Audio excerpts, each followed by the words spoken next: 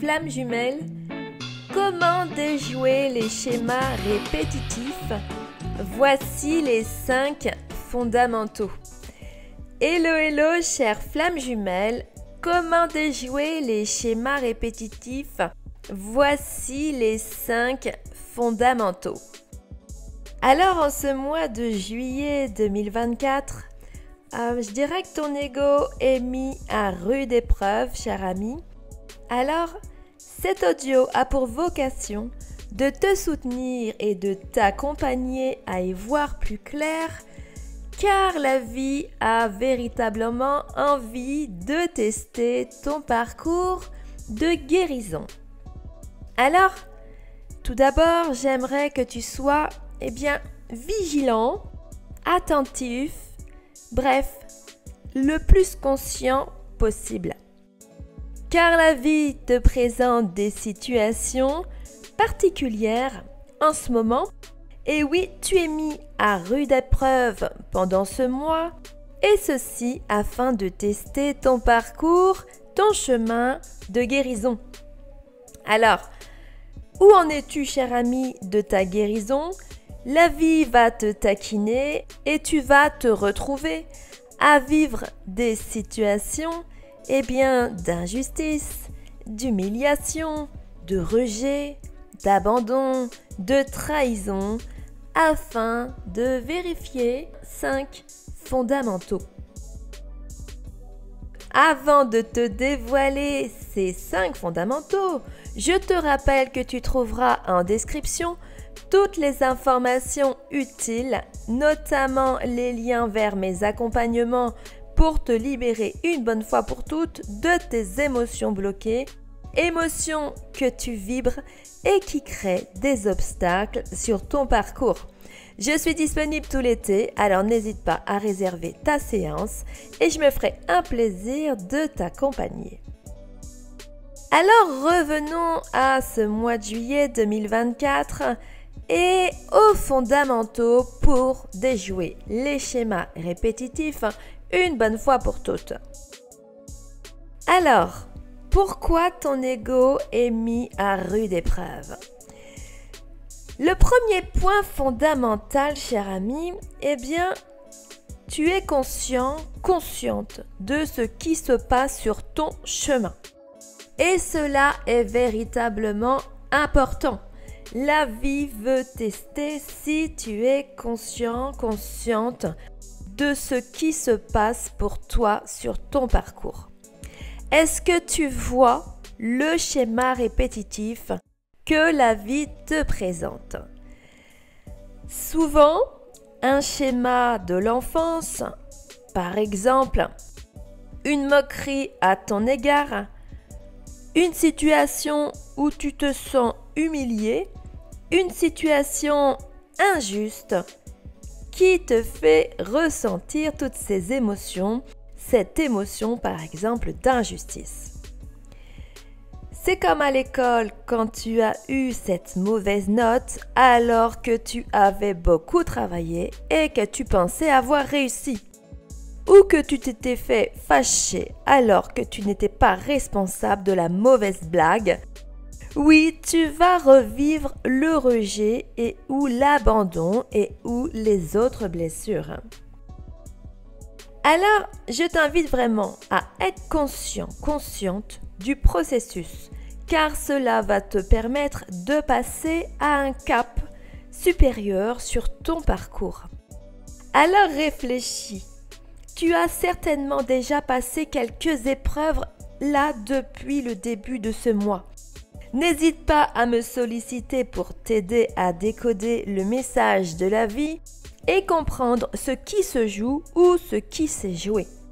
Et partage en commentaire tes expériences afin d'aider celles et ceux de la communauté qui auraient du mal à voir leur dysfonctionnement. Car c'est pas toujours évident, d'autant plus que c'est de plus en plus subtil. Alors être conscient de la situation est fondamental et c'est la première chose que la vie souhaite savoir à ton sujet. Le deuxième point est tout aussi important. Et c'est combien de temps tu mets à identifier le schéma répétitif. Et oui, est-ce que tu ressens l'émotion ou tu t'aperçois, avant de ressentir cette émotion, tu t'aperçois de la mise en scène orchestrée par la vie? Ou est-ce que lorsque tu ressens l'émotion, tu te dis « Ah yes, c'est un test. C'est quoi qui se joue pour moi? Qu'est-ce que la vie veut me dire? C'est quoi qui est touché en moi ?» Bien sûr, cher ami, plus tu vas anticiper, c'est-à-dire que tu vas voir la vie orchestrer la situation. Si tu ne vois pas la vie orchestrer la situation, tu ressens l'émotion. Mais là, est-ce que justement tu rebondis dessus et tu vois là où la vie t'emmène, aller voir l'émotion qui te gêne depuis toujours et elle te donne l'occasion de la libérer. Alors plus tu vas anticiper, plus tu vas identifier ce qui se passe et moins tu vas réagir et bien sûr, mieux ce sera pour ton parcours et ton évolution. Le troisième point, qui est également des plus importants, c'est ta réaction. Oui, comment tu réagis? Car quand tu ressens l'émotion, que tu identifies le schéma répétitif, eh bien, est-ce que tu surréagis comme à ton habitude en subissant l'émotion, c'est-à-dire en te mettant en colère par exemple, en te victimisant? Ou tu réagis plutôt calmement, puis tu comprends très vite ce qui se joue. L'important ici dans ce troisième point est bien sûr de réagir le moins possible et surtout de transmuter rapidement. Ça ne sert à rien de parler de la situation pendant des jours. Le quatrième point, c'est comment tu transmutes. Et oui, comment tu transmutes la situation. Est-ce que tu déjoues le schéma en l'identifiant très précisément et tu ne réagis pas, voire même tu t'affirmes avec bienveillance, car cette blessure est bien guérie et ce schéma qui se répète n'a plus lieu d'être. Et dans ce cas, tu dis un véritable stop à la vie. Cette blessure, tu l'as bien identifiée et c'est donc terminé. Tu la libères une bonne fois pour toutes. Le cinquième et dernier point, il est des plus importants celui-ci également, c'est comment tu remercies la vie. Oui, comment tu remercies la vie pour cette expérience qui est juste là pour t'aider à guérir et à élever ta conscience. Ce point est véritablement essentiel. Remercie infiniment la vie pour cette expérience. Sois en gratitude et sois véritablement fier de toi.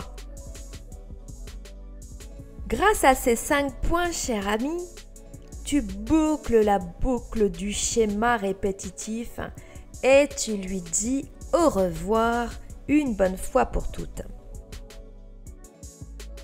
J'espère que cet audio, cher ami, t'apporte de la valeur. N'hésite pas à partager en commentaire et à t'abonner si ce n'est pas déjà fait. L'onglet abonner est là juste en dessous de cet audio et pense à activer la cloche pour ne rien louper de mes futurs contenus. Pour rappel, tu trouveras toutes les informations me concernant en description et concernant mes accompagnements et mes formations en ligne. J'étais absolument ravie de partager ce moment avec toi. Je te souhaite une merveilleuse soirée, une merveilleuse journée et je te dis à tout de suite dans un nouvel audio ou de l'autre côté sur mon site.